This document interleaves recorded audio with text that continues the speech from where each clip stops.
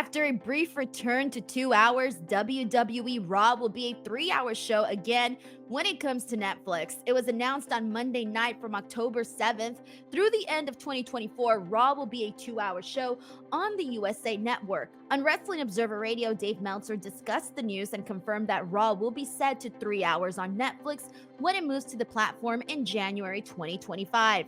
Raw's current TV deal expires at the end of September, but WWE and USA Network reached a deal to keep the show on USA for 3 months until the Netflix move. This period will be the first time Raw has not been 3 hours since 2012. The date for Raw's Netflix premiere episode is Monday, January 6th. WWE SmackDown aired its final Fox episode last week and will be back on USA Network this Friday, returning to the channel for the first time since 2019. A new TV deal for WWE NXT also goes into effect soon. And speaking of NXT, the NXT Championship and the NXT Women's Championship will both be defended on the premiere of NXT on the CW on October 1st. A pair of title defenses for the October 1st show were made official during Tuesday's NXT.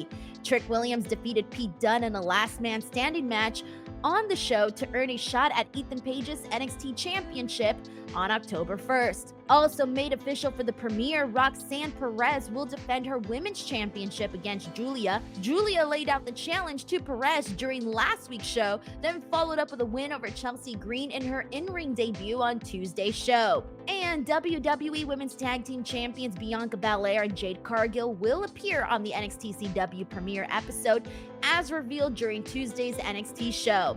Jade took to social media and posted about the October 1st show, with NXT's Shawn Michaels responding and confirming the tag champs for Tuesday, October 1st. Another main roster talent will appear on the NXT premiere episode. The Miz will be hosting a special edition of Miz TV. And CM Punk will have a special announcement on next week's NXT. Punk was announced as appearing live on next week's show in the closing segment this Tuesday. A storyline played out on social media where CM Punk addressed a post to NXT GM Ava to set up next week's appearance. CM Punk has already been announced as appearing on the CW debut episode of WWE NXT on October 1st, in addition to next week's appearance. Another TNA star made a surprise appearance on Tuesday's NXT. Hammerstone came out to challenge Oba Femi in a match, with the storyline being that Tony D'Angelo paid him to face off against the NXT North American champion. Despite this, Oba Femi was able to defeat Hammerstone following a powerbomb. Hammerstone is best known for his run in MLW, where he was a former world champion in the company. After leaving MLW earlier this year, he joined TNA, where he feuded with Josh Alexander. Another TNA star, Jordan Grace, appeared on the show and wrestled Sol Ruca in an open challenge match for the TNA Knockouts title. That match was interrupted by Rosemary and Wendy Chu, who attacked the champion. Switching gears, Batista says he would never want to go on a retirement tour like John Cena. The 50-year-old has been doing media rounds to promote his new film, The Killer's Game, which premiered last night at the Toronto International Film Festival. During a discussion with Chris Van Vliet, Batista said that he ended his career the way he wanted to, which was very different than the route John Cena is going. To which he said, "I get along with John. I respect John a lot more than people think I do for some reason.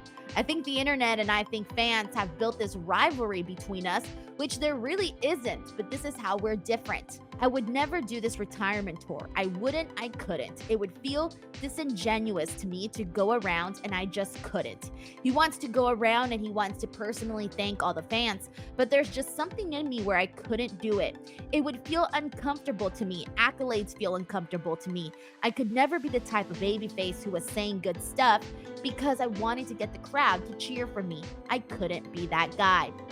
So I love and respect what he's doing with his whole tour to say thank you to the fans, but we're just different that way. I couldn't do it. I went out the way I wanted. I retired the way I wanted. I didn't want to make a big deal out of it. I announced my retirement on Instagram, and I knew I was going to do it. I just didn't want to tell anybody I was going to do it because I didn't want anybody to say, no, you gotta come in, you gotta give a speech, the fans.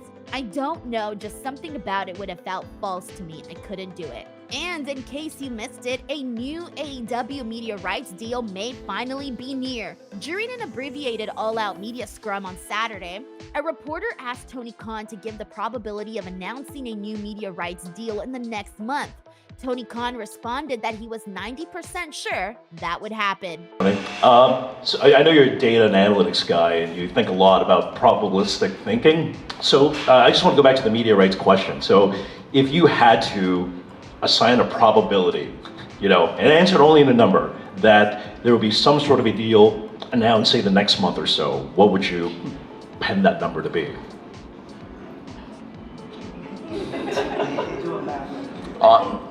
And did you say like a scale of 1 to 10? Oh no, like as a percentage, 50%, 100%, that something will be announced or come out in the media in the next month or so. 90%. He answered a few other questions unrelated to AEW's media rights negotiations before leaving early. One person asked about the recently filed AEW Shockwave trademark. Tony Khan replied simply that AEW is set to create a shockwave following the events that took place at All Out.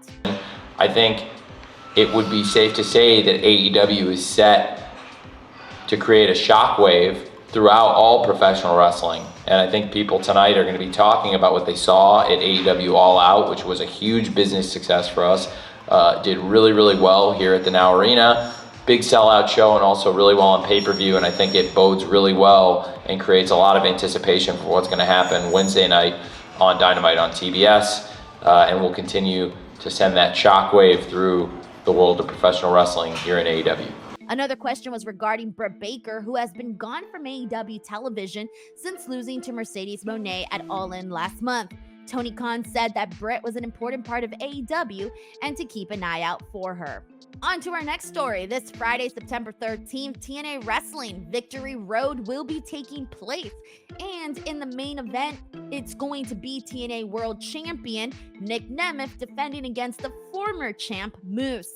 I had the opportunity to chat briefly with both competitors, and this is what they had to say about the match. I would be an ambassador to this great company whether I was a champion or not. I'm happy to be the champion.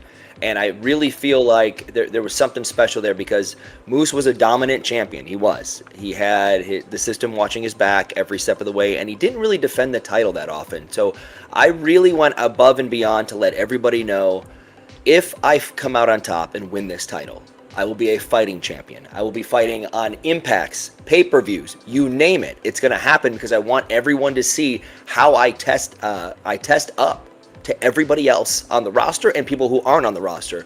So since I became champion, I don't know the number, but I've defended the title probably as much as Moose did in 2.5 years. So I've done it so many times because I need that just for me to be able to sleep at night going, should I be the champion? I know I want to lead this team of TNA. I know I love the infrastructure in the background and Gail and Tommy and Ariel behind the scenes. I love this and I love this roster. And I know Moose was dominant as hell as champion, but he probably defended the title maybe 10 times in those 2.5 years. So for me to go above and beyond and say every night, I challenge myself to outdo what I did the night before. And I also lay that down for the rest of the roster. Hey, I'm the champ right now. It could be any of us, but right now I hope you follow my lead and want to defend yourself, defend your titles, and outdo yourself every night, because that's the reason tickets are going so well for TNA. That's the reason, that and the infrastructure and the roster and the people behind the scenes and everything that we're working for is a hot ticket right now, because we put on a great show and it means so much more when the stories and pieces are there.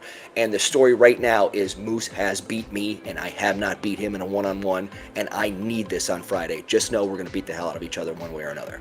That's a wrap for this episode of The Latest. As always, thank you guys so much for watching, and I'll catch you on the next one.